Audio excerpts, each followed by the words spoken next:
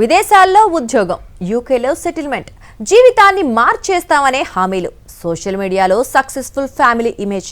కానీ ఆ మెరుపుల వెనుక చీకటి కథ ఉందని చెబుతున్నారు బాధితులు. నందూస్ వరల్డ్ పేరుతో గుర్తింపు పొందిన జాగర్లమూడి మధుకర్, రమానందన దంపతులు ఉద్యోగాలు, వీసాల పేరుతో కోట్ల రూపాయలు వసూలు చేసి మోసం చేశారని ఆరోపణలు వినిపిస్తున్నాయి. నమ్మకాన్ని ఆయుధంగా మార్చుకొని కలలను క్యాష్గా చేసుకున్నారని బాధితులు ఆవేదన వ్యక్తం చేస్తున్నారు. నందూస్ వరల్డ్ బాధితులు తమ అంతులేని ఆవేదనను సాక్షి టీవీతో పంచుకున్నారు. అది యూకే కళ. విదేశాల్లో మంచి ఉద్యోగం, కుటుంబానికి మంచి భవిష్యత్, ఇలాంటి ఆశలతో ఉన్న వారిని టార్గెట్ చేశారు. యూట్యూబ్, ఇన్స్టాగ్రామ్లలో లక్షలాది మంది ఫాలోవర్లు, విదేశాల్లో లగ్జరీ లైఫ్ స్టైల్ చూసిన వాళ్లకు నమ్మకం కలిగేలా కనిపించిన నందూస్ వరల్డ్ అదే నమ్మకాన్ని అవకాశంగా మార్చుకుని జాగర్లపూడి మధుకర్, రమానందన దంపతులు ఉద్యోగాలు, వీసాల పేరుతో తమను సంప్రదించారని బాధితులు ఆరోపిస్తున్నారు. మొదట మాటలు, తరువాత హామీలు, ఆ తరువాత డిమాండ్లు. ఇది నందూస్ వ్యవహారం. బాధితుల ప్రకారం నందూస్ దంపతులు దశల వారీగా డబ్బులు వసూలు చేశారు. ఒక బాధితుడి నుంచే దాదాపు 18,000 పౌండ్లు అంటే 22 లక్షల రూపాయల వరకు వసూలు చేసినట్లు తెలుస్తోంది. అందులో 4,000 పౌండ్లు రమానందన ఖాతాలోకి, 5,000 పౌండ్లు మధుకర్ ఖాతాలోకి, మిగిలిన మొత్తం వివిధ అకౌంట్లలోకి వెళ్లిందని బాధితులు చెబుతున్నారు.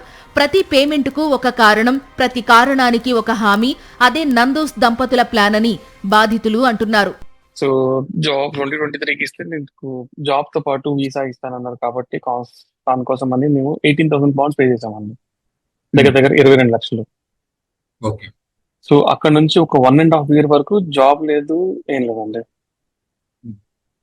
సో ఎప్పుడు అడిగినా జాబ్ గురించి అడిగినా కానీ ఇదిగో ప్రాజెక్ట్ వస్తుంది, ఎదిగో ప్రాజెక్ట్ వస్తుంది అంటూనే ఉన్నాడు, కానీ తప్పించుకుంటూనే ఉన్నాడు. ఒక 3-4 సార్లు కలిసానండి డైరెక్ట్ గా వెళ్ళి.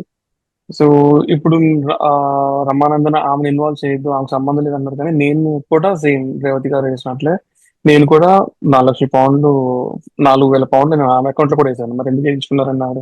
ఆయన అకౌంట్ లో 5,000 పౌండ్లు నేను పర్సనల్ గా నేను వేసాను. ఆయన ఫ్రెండ్స్ కి చెప్పి రకరకాలుగా 9,000 పౌండ్లు మిగతా ఇంకా వేరే వేరే ర్యాండమ్ అకౌంట్స్ ఇచ్చారు, ఆయన ఇచ్చారు, దానికే వేసాను. కానీ డబ్బులు కట్టించుకున్న తర్వాత అసలు కథ ప్రారంభమవుతుంది. ఉద్యోగం ఎక్కడా, జాయినింగ్ ఎప్పుడు అని అడిగిన ప్రతిసారి ఒకే సమాధానం: ప్రాజెక్టు వస్తోంది, వచ్చే సోమవారం క్లియర్ అవుతుంది, ఇంకో నెలలో జాబ్లో జాయిన్ అవుతారు. ఇలా రోజులు నెలలయ్యాయి, నెలలు సంవత్సరాలయ్యాయి. గట్టిగా ప్రశ్నిస్తే వాట్సాప్ బ్లాక్లు మొదలయ్యాయని బాధితులు చెబుతున్నారు. కొత్త నంబర్తో ఫోన్ చేస్తే ఎవరు మీరు అని అడిగి విషయం అర్థమైతే ఆ నంబర్ను కూడా బ్లాక్ చేసేవారని ఆరోపిస్తున్నారు. రమానందన అనే ఆమె అకౌంట్ కి కూడా నేను కొన్ని డబ్బులు అయితే పంపించాను. అండ్ ఇంకా నాకు ఒక 6-7 వేరే వాళ్ళ నంబర్లు కూడా ఇచ్చారు, అకౌంట్ డీటెయిల్స్ ఇచ్చారు. సో వాటికి కూడా నేను అన్ని కూడా పంపించాను.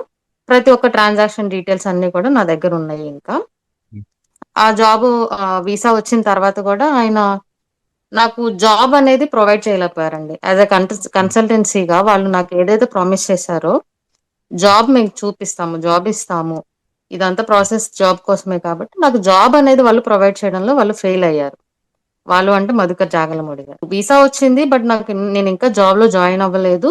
సో ఎందుకు ఇంత డిలే అవుతుంది అంటే చాలా ఫాల్స్ ఇన్ఫర్మేషన్, ఫాల్స్ అప్డేట్స్ ఇచ్చేవాళ్ళు. లైక్ కంపెనీ మేనేజ్మెంట్ చేంజ్ అవుతుంది, హెడ్ ఇట్లా out of the country vacation కి వెళ్ళాడు, ఇలా ఏదో ఒకటి చెప్తూ కూడా కొన్ని మంత్స్ అనేవి అలా పాస్ చేయించారండి. ఇక నందూస్ దంపతుల కంపెనీల వ్యవహారం బాధితులను మరింత షాక్ కు గురిచేసింది. Mind health service, destiny consultants, ఇలా పెద్ద పెద్ద పేర్లతో కంపెనీలు ఉన్నాయంటున్నారు.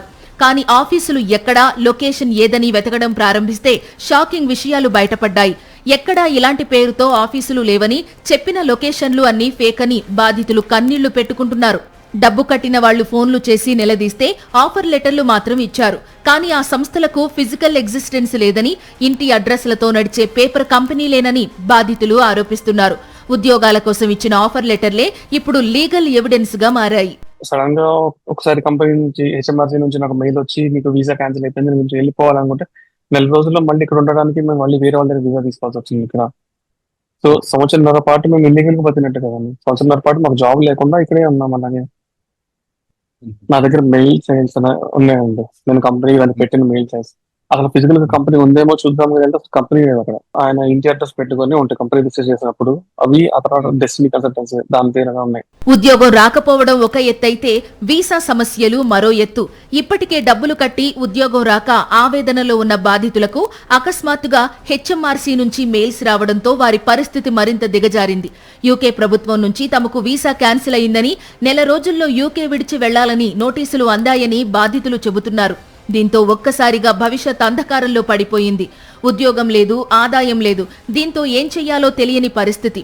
చాలా మంది బాధితులు, వారి కుటుంబాలు తీవ్ర మానసిక, ఆర్థిక ఒత్తిడిని ఎదుర్కొన్నామని చెబుతున్నారు. మాకు ఏంటంటే జాబ్ లేకుండా వీసా ఉన్నా కూడా వేస్ట్ అండి. జాబ్ చేస్తూ ఉండాలి. ఎవ్రీ మంత్ మీ అకౌంట్స్ లో శాలరీ పడుతూ ఉంటేనే ఇక్కడ గవర్నమెంట్ అనేది ఓకే ఇది కరెక్ట్ గానే జరుగుతుంది అని చెప్పేసి వాళ్ళు ట్రాక్ చేసుకుంటారు. ఇప్పుడు నాకు వీసా వచ్చినా కూడా జాబ్ చేయకుండా నా అకౌంట్ లో శాలరీ పడకపోతే ఆ వీసా అనేది ఇన్వాలిడ్ గా అయిపోతుంది. నందూస్ వరల్డ్ పేరుతో జరిగిన మోసంలో బాధితులందరూ ఇప్పుడు ఒకే వేదికపైకి వస్తున్నారు. బ్యాంక్ ట్రాన్సాక్షన్లు, ఆఫర్ లెటర్లు, ఈమెయిల్స్, హెచ్ఎంఆర్సీ నోటీసులు, వాట్సాప్ చాట్స్ ఇవన్నీ తమ వద్ద ఉన్నాయని బాధితులు చెబుతున్నారు. బాధితులు ముందుకు వచ్చి తమ అనుభవాలను బయటపెడుతున్నారు. ఉద్యోగాల కల చూపించి జీవితాలను చీకటిలోకి నెట్టారంటూ జాగర్లపూడి మధుకర్, రమానందనలపై లీగల్ ఫైట్ కు సిద్ధమవుతున్నారు. నష్టపరిహారం కోసం కోర్టును ఆశ్రయించనున్నారు. ఈ కేసులో నిజాలు ఏంటి, ఆరోపణలకు సమాధానాలు ఏంటి అనేది ఇప్పుడు చట్టపరమైన విచారణలో తేలాల్సి ఉంది.